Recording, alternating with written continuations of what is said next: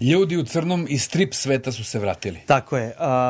Ovo je 69. epizoda, 69 je sjajan broj, ukoliko znate šta radite. I slušate Brian Adamsa, da. Tako je, mi znamo šta radimo i u ovoj epizodi bavit ćemo se nekim stripovima za koje ste verovatno čuli, za neke niste nikada čuli i drago nam je da vam ih donesemo kao ponudu nečega na što biste morali da obratite pažnju. I danas ćemo imati 2 intervjua, ali tako? Da, to su intervjui koji su nam ostali iz Herceg Novog sa ovogodišnjeg strip festivala.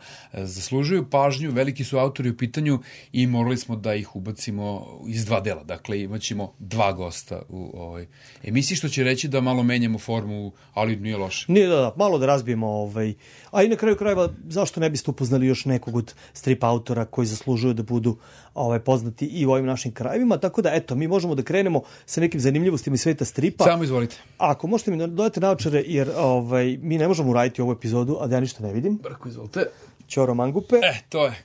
Ćoro mangupe spreman. Supermanski delo, ti stavljaš naočare. Da, ja stavljam naočare, dakle, kao brkati Kent.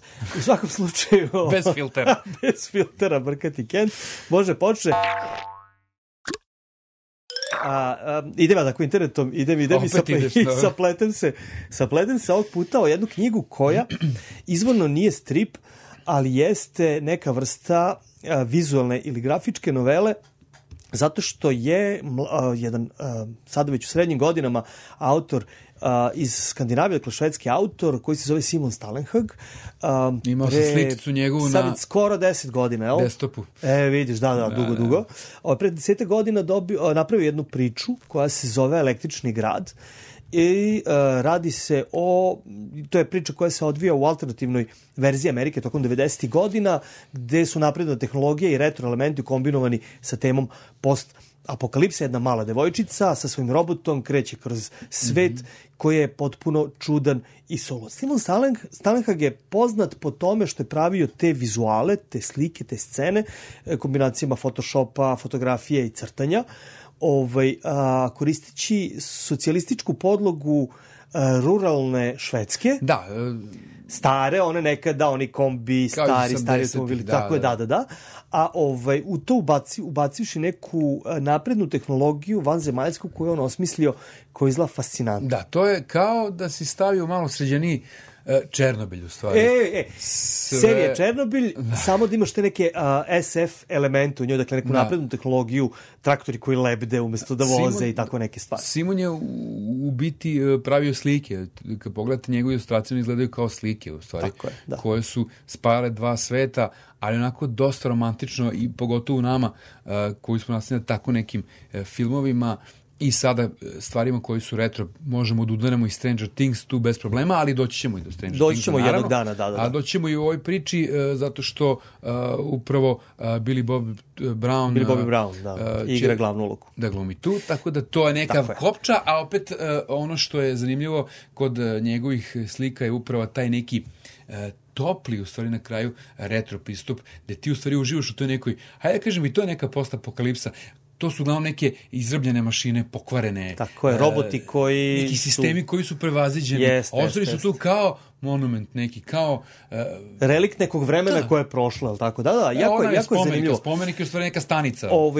Braća Russo, reditelji koji su radili Avengers-e ove poslednje, će raditi, to jest snimaju ovaj film i već najavljuju da će to biti spektakluk.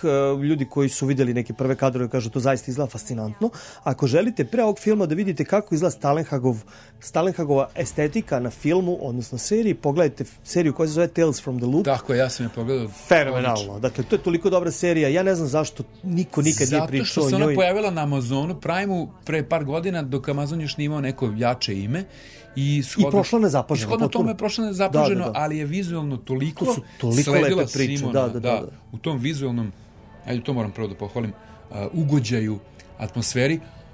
I tu je došla priča koja je dosta kompleksna, nećemo se baviti tom serijom, ali eto, ako hoćete da vidite koren njegovog stvaralaštva u filmu, u video formatu, to je ta serija. To je prava stvar. Filip Glass je čak radio muziku za to, dakle, muzika na klaviru je fenomenalna. Sve je dobro upakovano, dakle, Tales from the Loop serija.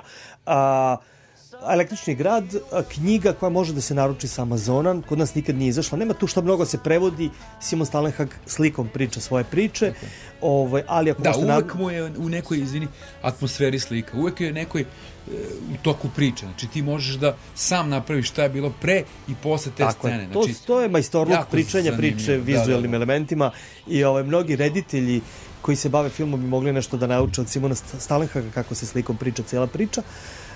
U svakom slučaju požurujemo vas da upoznate i Simona Stalenhaga i da obratite pažnju na film Braće Russo. Nisam siguran šta će oni od toga napraviti, nije mi toliko ni važno. Mislim da su mi smo ljubitelji ove knjige u stvari. Mislim da su sad malo htjeli da urade nešto za svoj groš, za svoju dušu, moguće, da, malo umetnički film. Posle Avatara, najgledaniji film, veći film koji je inkasirao najviše para. Tako da postigli su neki limit. I sad mogu da rade što oni hoće.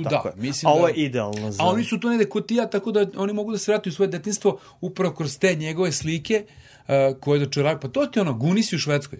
Gunisi u Švedskoj, da, divno. I to zaista izgleda tako lepo, retro. Čak ćemo videti jednog od Gunisa u tom ostvarenju, ali nećemo sad da otkrivamo o kome se radi, to ćete vi sami fanovi da vidite koji od Gunisa se pojavljaju. Tako je, dakle, idite internetom, sapličite se o zanimljive stvari, nekad prosto ispliva nešto stvarno dobro, ako možete to prepoznate po našem oduševljenju, zaista može. Da, ako vidite neki babin regal stari, nemojte da ga bacite, prvo otvorite, možda neki robot. Možda ima neki stari Black Zagor. Nikad neki organizam iz svemira koji je ostao tu i ne radimo bateriju od 83. Tako je, to možda možete čačati malo. To je to.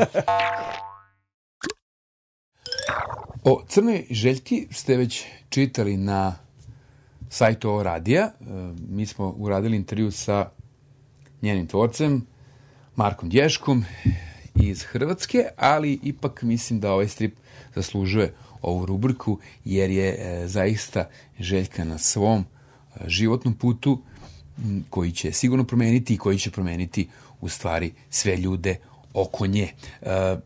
U predgovoru Krešimir Zimunić kaže sledeće: zašto je Željka crna? Zašto nam se ta crna Željka sviđa? Zašto nam je zanimljiva? Dalje neću čitati, ovo su prava pitanja, a odgovore ćete naravno dobiti u ovom stripu koji se pojavio pre nekoliko nedelja. Ja sam ga premijerno doživeo u Herceg-Novom na Herceg-Novskom strip festivalu, a ono što je mene onako osvojilo upravo je taj Dješkin crtež, priča koja je opet može da bude univerzalna, dakle kako to jedan tinejdžer mora da se izbori sa stvarima, lošim stvarima koje utiču na njegov život, dakle društvo, porodica, konzervatizam, puritanizam, nešto što je možda prihvaćeno, ali nije logički obrađeno dok se ne osvesti. Naravno, u samoj biti je priča koja može da se smesti i u seriju Black Mirror. Tu je ta njena fantastična strana, kao što vidimo i ovu naslovnu stranu. Pa čak ako ste toliko možda i stariji, stavite je u zonu sumraka. Marko Dješka, naravno autor koji nam je poznat od ranije, non stop stvara i ja lično mislim da mu je ovo možda i najozbiljnije stripovsko delo do sada. Inače, ovo izdanje se pojavilo pod okriljem udruge Hrvatskog autorskog stripa iz Osijeka, koje nastavlja sa sjajnim, dakle, njihovim domaćim autorima. Crna Željka je naslov koji zaslužuje da se čita kasno i zaslužuje da se, ako ste ovako stariji kao ja, vratite u neke tinejdžerske godine i shvatite šta ste to mogli, a niste promenili. Dok smo bili na festivalu Herceg Novom, upoznali smo Džil Thompson, sa kojom je drug Majkara uradio intervju. Ja sam bio u ulozi snimatelja i kadratora. Snimatelja i posmatrača. I zaista sam uživao u tom razgovoru zato što ona, osim što je jako dobra umetnica, jako raspoložena za priču o stripovima, što nisu baš svi na svetu, ali tako? Da. Raspoložena priča i o svojim i o tuđim stripovima jako puno. Džil Thompson na rubu 60. godine svoje zrači zaista jednom pozitivnom energijom, prirodnom energijom, bajkovitom energijom i svim tim što ona u stvari stvara i pravi. Naravno, široj publici je postala poznata nakon rada na Sandmanu. Naravno, ona je tu sa Gaimanom bila jedna od glavnih ljudi u stvaranju tih karaktera i priče. To posle odlazi na drugu stranu. Scary Godmother je jedan od najpoznatijih naslova, a isto kao i Džil Thompson voli muziku, voli umetnost, pop kulturu, rasla na svim tim stvarima i nahranila je bukvalno sve mačke koje lutaju Herceg Novim za tih 7 dana. Bila je prava superbaba mačkara, što bi mi rekli u ulici. Da.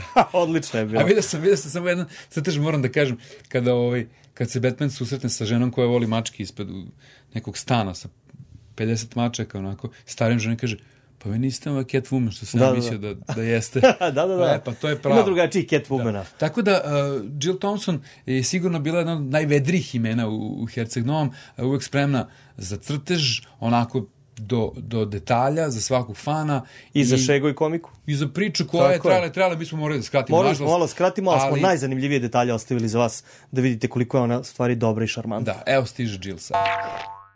You were in so many genres as an artist, not so comics, also movies and video stuff. Where is the comic, root of the comics? Are there a root of the comics everywhere in your work? In my work? Yeah. Comics is one of the many things I wanted to do as a little girl, but it's the only thing that stuck around. Mm-hmm. So I was always drawing comics from the time I can remember drawing, and I knew that I wanted to make cartoons. But I also wanted to be an astronaut, ballerina, veterinarian, scientist, archaeologist, paleontologist, so I could dig up dinosaurs, actress, dancer, cartoonist. And one by one, some of those things fell away, not all of them, but artist is the thing that stuck around. So I draw inspiration from everything, everything that I see, every activity that I do, because comics is just a way to tell a story, like music or film or plays. So what were the first impressions in comics of yours when you were a child? My influences or the things that I first saw? Maybe the impressions. The first things that I loved was Peanuts, so by Charles Schulz, so Snoopy and Charlie Brown.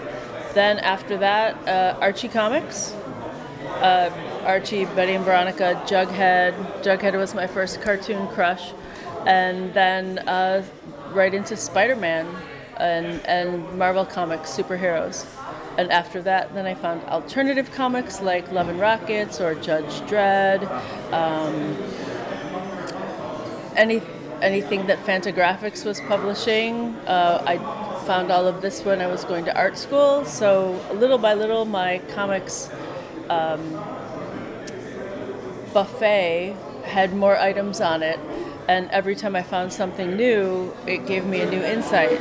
Oh, very early on, I discovered Mobius somehow, Jean Giraud. So I became entranced with that type of artwork. And then I realized very quickly that, okay, it's not just something that you find here in the United States. It's something that's everywhere. And everybody has a different style. How did you approach your own style in the beginning? I just copied things I liked when I first started out. So I have comics that look like Charlie Brown. Mm-hmm. I have comics where I was just making up my own stories, but in the style of maybe Dan DeCarlo or Harry Lucy for Archie comics. I took all the neighborhood kids and I made us grow up into teenagers, and I made up stories about myself and my brother and the little girl down the block and the kids that lived across the alleyway, that we were all teenagers, and what kind of adventures would we have? And then after that, I was copying John Buscema Conan and John Romita Spider-Mans, so classic Spider-Mans, and then I found the John Byrne, Chris Claremont X-Men, and that's when I became obsessed. Do you have favorite genre in comics? I don't. Comics itself is my favorite genre. I would equally love a good Western, or a good science fiction story, or a good superhero story, or a good fantasy story, or an autobiography of someone, or something that's like a personal issue. I could read anything and like it equally. I don't like just one thing anymore. When I was young, superheroes, but not. I like those plus a lot of other things. Nowadays, what is the work that you work on now? Right now, I'm working on another Scary Godmother story, and I am working on an anthology that I can't talk about. Okay. So I'm doing a story for an anthology. I think it's going to be a series of issues, and then will be collected. So I will do a complete story, so one whole issue of something, and then there will be other people that are doing other issues of it. But it's horror. Uh-huh. Yeah, so not like sarcastic or funny horror, but mine's a little sarcastic. But yeah, it's a horror anthology. Okay. And do you have time for reading other stuff? Do you love to read comics? Do you have time? I have a stack of things next to my bed that I have to make my way through. Yeah. Every once in a while, I'm in a book club with some friends. Mm-hmm. And when it's my turn to recommend the book, I always choose a graphic novel, because that way I make my way through the pile, so everyone else has to read the book that I have to read, because I don't have time to read as much as I would like, and I have to schedule out some time every day to just relax and read something. So for the end, you like fairy tales? I do. Tell me a little bit more about that connection of maybe little Jill and the fairy tales who become comics later. Well, I liked my grandmother used to read me fairy tales, and she had a very strange book of fairy tales. It was a very, very old book. Mm-hmm. I mean, in the scheme of books, not very old, right? But this was from 1912, and it was like an old primer for school, but it was filled with fairy tales. So it may be from school a long time ago. And I know here it was like, well, we have books that are 1,000 years old, but we don't. But the book smelled very old when you read it, and the back of it was kind of breaking up. And it was these strange stories that I'd never heard before. But one of them was always, there always a situation about some girl who was working away for their stepmother, or there was a poor boy, he got switched with the prince. Like Mark Twain's story. Yeah, and so when I decided to do my Wonder Woman graphic novel that I wrote and illustrated, it's called Wonder Woman: The True Amazon, and it's just a reimagining of her origin, but in a fairy tale-like setting, because she doesn't start out perfect at all. I thought about what would happen if there was one baby that grew up on the island of doting grandmothers and aunties who, spoiled her very much. And she was royal, which also might mean you would be spoiled. And she had amazing powers. You might not be the most altruistic person to begin with. So I felt she had to learn how to become Wonder Woman, and I put a little bit of tragedy in there as well. And I wanted it to be a fairy tale, but she would end up in the way that we knew her, but I wanted to give it something that wasn't as perfect. And I felt like it was a mixture of her origin with a fairy tale at the same time. Čarobna knjiga je i ove godine donela dovoljno dobrih naslova kojima možete da se radujete. Jedan od njih je manga koja se zove Ispovest Nobuyaki Fukumota. Odlična priča o dva prijatelja koja kreću na jednu visoku planinu preko 3000 metara da osvoje vrh, jel tako? A onda ih jedna suluda situacija dovodi do toga da zamalo poginu. Jedan od njih zove se Ishikura, shvatajući da će najverovatnije umreti, da neće preživjeti ovu avanturu, ispoveda se svom najboljem prijatelju i kaže mu da počinio je jedan strašan zločin. Odatle se ova priča iz jedne klasične mange o preživljavanju u surovim uslovima pretvara u thriller u kom nikako ne znate šta će se sledeće dogoditi. Manga se bavi složenim pitanjima ljudske psihe, moralnosti i etike, istražuje tamne strane ljudske prirode, a Fukumoto je poznat po svom specifičnom crtačkom stilu koji pridaje veliku važnost emocijama likova. Dakle, dok budete pratili ovu priču, bit će vam potpuno jasno na koji način se njegovi likovi osjećaju i vizualno je to dosta dobro ispričano. A priča često uključuje psihološke igre između likova gde se preispituju njihovi motivi, odluke, naročito motivi i odluke koji su doveli do tragedije. Kroz te likove manga istražuje ovisnost, bilo o kockanju, alkoholu, nekim drugim porocima kojima su ljudi skloni. Prepuna je neočekivanih zapleta i preokreta koji održavaju napetost i angažovanost čitalaca. Likovi nisu jednostavni, oni imaju svoje motive, unutrašnje borbe, tajne koje ih oblikuju višeslojni su u potpunosti. Confession nam donosi i vrlo dobro ispričanu priču o kajanju, o tome kako se različiti likovi suočavaju sa posljedicama svojih postupaka, da li ih grize savest, da li mogu da žive sa tim.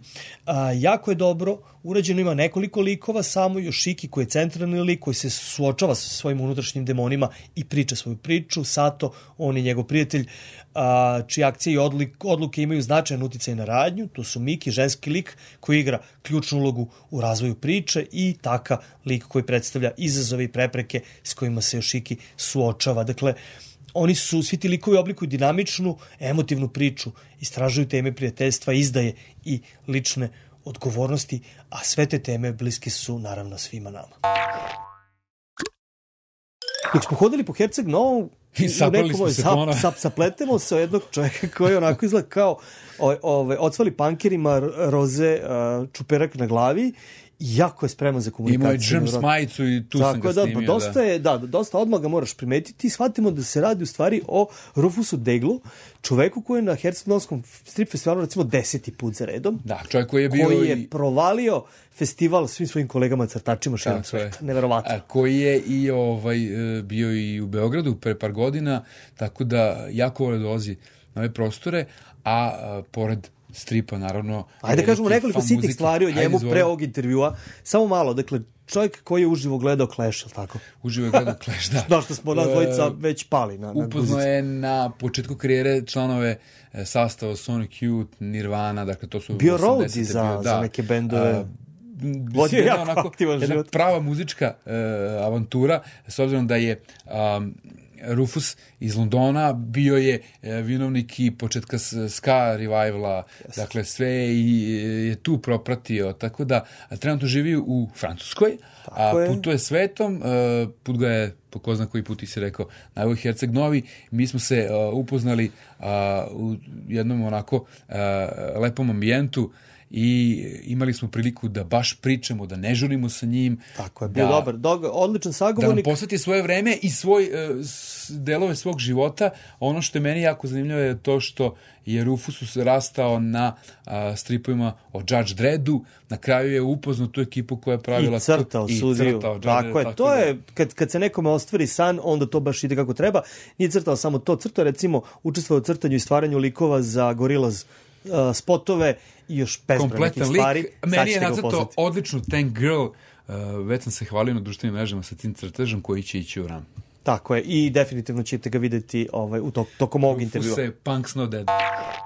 Could you draw me a character from Gorillaz videos, just for my little boy, because he's huge fan. He's 8 years old. What does he like? Which character? Well, it doesn't matter. He just likes Gorillaz, and that's... The bass player. Yeah, Noodles. The bass player. Noodles. Yeah. I will draw him Noodles. Is this the best the best thing that you can do in festival in Herceg-Novi? Huh? It's the second best. I think drinking is the first. Sa nama je Rufus Dayglo, jedan od sjajnih britanskih crtača koji se proslavio crtanjem Tank Girl, Sudije Dreda i nekih drugih sjajnih stripova. Osim toga, čovjek je koji dobro poznaje muziku i dosta je sarađivao sa raznim bendovima. Malo ćemo popričati i o tome. Rufus, welcome to Stripovedač, to our show. How are you feeling here in Herceg-Novi? I love it here. I've been coming here for 10 years, and so for me it's like coming back to visit family. Yeah, what's the biggest story about Herceg-Novi Strip Festival? What do you like the most? For me, it's unlike any other festival. Most festivals are kind of orientated around people having to make money because they've had to travel there. Here, it's really about meeting people, and the organizers are very carefully curate the guests so that everyone kind of gets along and ends up being friends, and you get to hang out with local people, and so when you come back you actually have friends here. How long does your love for comic books last? I started reading comics as soon as I could stand up. I was very lucky. My father started buying me a weekly comic called 2000 AD when it first started, because he wanted me to learn to read, and I was not so keen to learn. And so I started reading 2000 AD, and my dad said to me, almost by accident, oh, if you keep practicing drawing, maybe one day you could work for them. And bizarrely, that's what I ended up doing. When have you started working on comic books? Like the early steps? My early steps were, I guess, like a lot of other people, I started making my own comics with my friends, and we started making kind of punk rock comics in my early teens, and we would photocopy them and sell them to friends, and I would make band posters for local bands. And then it kind of grew from there, really. People would ask me to do posters for gigs and to make things for when they were going on tour. And then I submitted my work to 2000 AD, and they started hiring me to be an artist. That was your big break? Yeah, I guess so. Well, I mean, when I left school, I went into animation. And so for 15 years I worked as a professional animator. So I worked on very old films like Space Jam, which was Bugs Bunny and Daffy Duck with Michael Jordan. And then I worked on lots of commercials and music videos, and I ended up working on stuff like Gorillaz, which was a music band, which is also cartoons. Everybody knows Gorillaz, okay, of course. Yeah. So I got to work on some of the animation for that. All that stuff was directed by some friends of mine and was designed by Jamie Hewlett, and from that gave me the training to become a comic book artist. Okay, and what was your first, the big job? Because you actually worked on Tank Girl and Judge Dredd, which was very popular even in our parts. Yeah. When that was started. Yeah, I mean, when I was working as an animator, I really wanted to be a comic book artist. That was always my dream, and I kind of ended up being an animator almost by accident. And because it was my real job, it was very hard to quit because I needed to pay my rent. And some of the projects we worked on were great. We were working with people like Tim Burton, or Wes Anderson, or different people, and so many of the things were very cool. But I always wanted to do comics, and so I submitted my work over 20 years ago to 2000 AD, and they started giving me little stories to do, and from there I got given series. And after I've been working on 2000 AD, I met Alan Martin, who was the writer for Tank Girl, and we ended up working together, and we did 6 series together, about 300-400 pages, which was amazing. I was very, very lucky. Okay, and then you told me yesterday that you're now trying to do something for yourself, trying to do something like a real artist, independent artist. What is it about? What are you trying to create now? Well, ironically, I'm almost going back to what I did when I was a teenager. When I was a teenager, I would make the whole comic myself. I would write it, I would draw it, I would letter it, I would put it together, and when you're a kid, you think, oh, I need to go and work for a big company. And then after you work for big companies, you realize maybe it's not as romantic as you thought it was. And I've had some great experiences, but what I really want is the control to be able to do what I want. Mm-hmm. And so I want to make my own little comics with my own characters. And I've right now I've designed a couple of characters who can they're fighting monsters and they're traveling through time, but the idea behind it is a bit like Tintin or Asterix, where I can do them in different locations. So if I know I'm coming to Herceg-Novi, I can do a comic with the characters in Herceg-Novi. If I'm going to Belgrade, I can do them in Belgrade. If I go to America, I can do them there. And for me, that's kind of fun because it keeps it fresh, and it also means I can do something for the people that I'm visiting and meeting, because I think it's nice to be inclusive. Where are you right now in that project? When can we expect, like the first issue or the first story? I think I will start having it ready to publish early in the new year. I've just got married and moved to France. So congratulations! Thank you very much. I'm very lucky. And so I've been building a home. So the last year or two, I was finishing some projects for 2000 AD, and I've been working on some music projects. And I've been working, doing some development work for some TV shows, which unfortunately I'm not allowed to talk about. We have to sign what are called non-disclosure agreements. And so, but it was some stuff for HBO, which I think will be out next year. And I got to design some comic book elements for the TV shows that will be props on the TV shows. So I've been doing a lot of stuff. And in the meantime, I was also working on my own series. So hopefully I'll have it ready to debut for next year. Okay, you told us earlier that you are music buff, and you done a lot of work for music bands, etc. What was your the work that you were most proud of? I've really enjoyed working with a lot of people. I mean, I was working with a woman called Brick Smith, who was in a band called The Fall. She was married to Marquis Smith, who was the lead singer, and she had a band a few years ago called The Extricated, which was all the members of The Fall who got back together after Mark died, and they were doing her music, which is because she wrote half of the music from The Fall. And so I was working with her, and I loved that because I'm a huge Fall fan. I also got to do a little bit of stuff with bands like Buzzcocks because my friend was the bass player. For me, one of the biggest things was working with a guy called John Holmstrom, who was the original editor and artist for Punk magazine in New York, and he did all the artwork for the Ramones and lots of other New York punk bands. And we've been putting together some new punk magazine books, and we did a special edition for Iggy Pop's last album, which had strips about Iggy Pop and his history, and so it was like a special punk magazine. Just especially for Iggy, and to do that was amazing. And we were doing video conferences with him, talking to him and his parrot, because he at home in Florida, everywhere he goes he's got a parrot called Mr. Biggie, and so we're trying to talk to Iggy, and the parrot is parrot and no shirt. Yeah. It was exactly what you'd hoped it would be. Yeah, it was great. Okay, what was your part in that project?